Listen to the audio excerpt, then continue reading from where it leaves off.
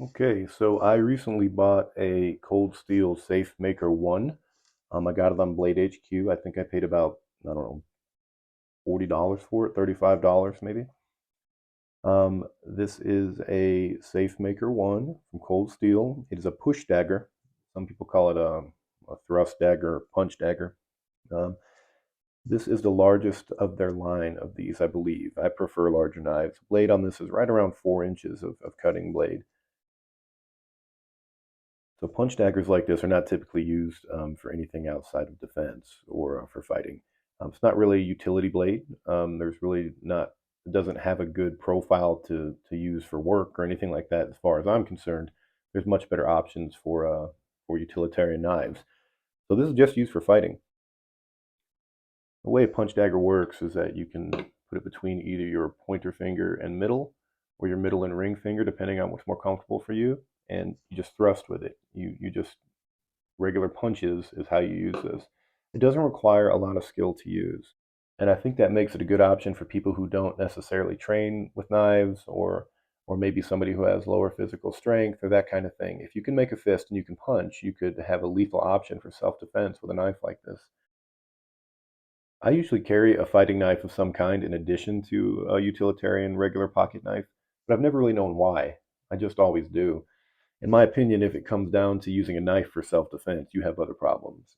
I think that should be a backup to a backup to a backup.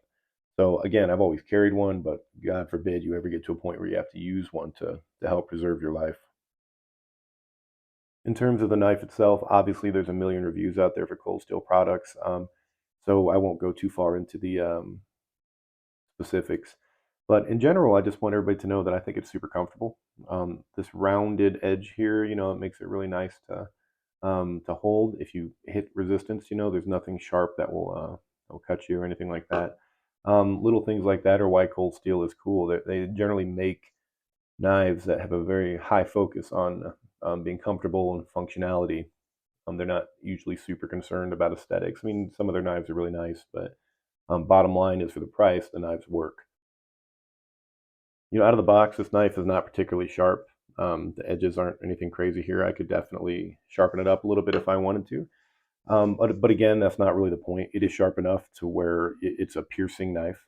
Um, you'll notice that on the back side of this, that it is not beveled at all. It's just kind of a flat piece of metal. And when you go on like forums for cold steel, they're like, oh, it's got the same blade geometry as a megalodon tooth.